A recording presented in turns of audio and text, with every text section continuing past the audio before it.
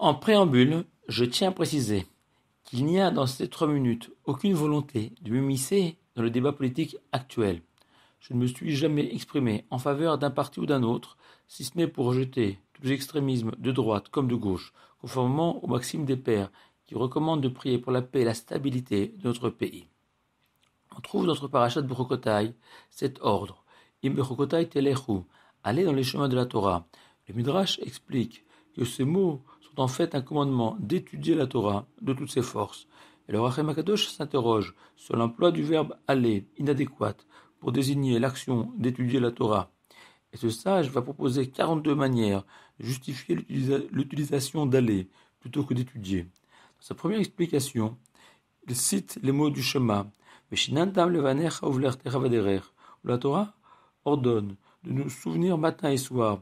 Nous devons apprendre et transmettre la Torah, non seulement lorsqu'on est installé dans sa maison, mais même qu'on est en chemin. Et c'est justement ce devoir d'étudier, même en chemin, que notre paracha vient souligner. Loin d'être marginal, cette étude en chemin est essentielle.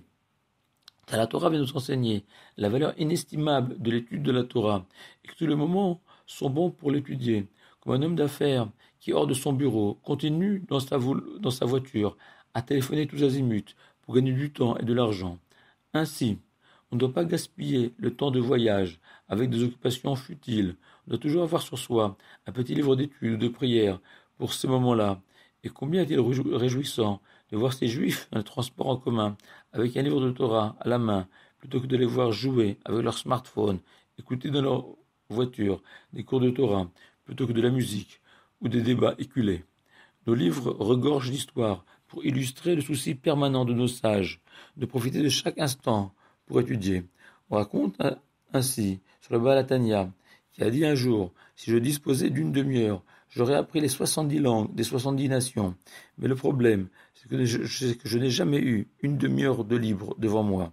Ou le Stapler, sur lequel on raconte, lorsqu'il recevait des fidèles en quête de bénédiction, étudier systématiquement, ne fût-ce que quelques instants, le temps de permettre à une personne de sortir et à la suivante de rentrer.